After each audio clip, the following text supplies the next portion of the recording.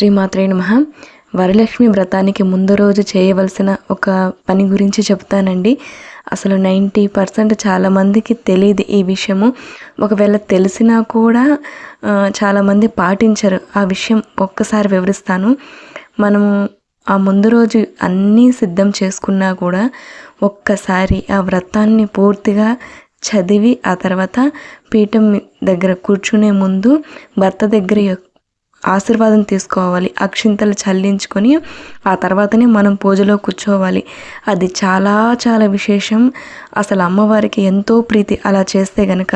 ఇకపోతే నైవేద్యాలు 9 రకాల నైవేద్యాలు ఇంకా ఎన్నో అని చాలామంది పెట్టుకుంటాం కదా. ముఖ్యంగా నైవేద్యాలు పెట్టవలసింది అమ్మ ప్రకృతి స్వరూపిణి. అన్న నైవేద్యాలు చాలా విశేషం.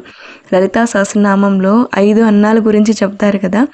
దద్దెన్న సక్త హృదయ, కాకిని రూపధారిణి అని అంటూ ముగ్ధౌదన శక్తి చిత్త, గుడాన్న ప్రీత మానస, తర్వాత ఇంకా హరిద్ర అనేక రసిక, గుడాన్న ప్రీత మానస, ఇలా చాలా 5 రకాల భోజనాలు అమ్మ చెబుతుంది కదా. నైవేద్యము పొంగలి అంటే కట్టు పొంగలి, పోపు పొంగలి 2 రకాలు, తర్వాత బెల్లపు పాయస అన్నము, తర్వాత క్షీర అన్నము అంటే బెల్లంతో చేసిన అన్నాన్ని గుడాన్నం అంటారు.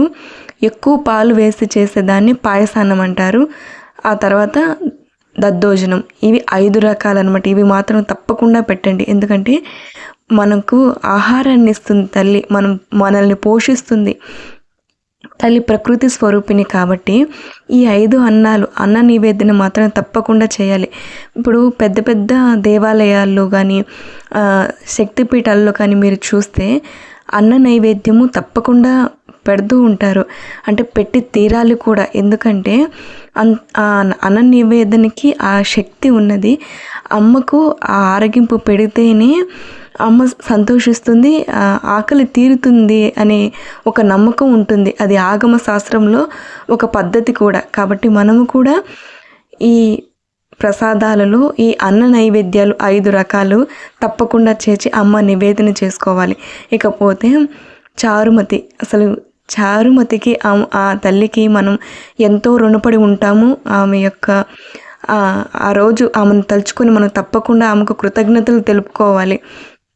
నిజానికి ఆమె ఒక రూపం కాదు, గుణస్వరూపం.